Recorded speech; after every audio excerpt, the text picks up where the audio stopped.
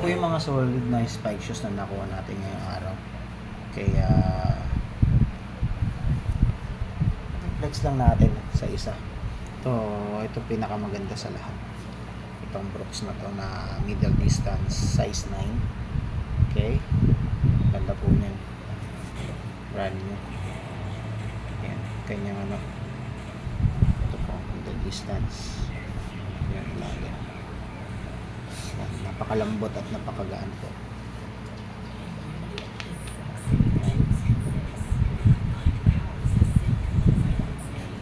Ayan po.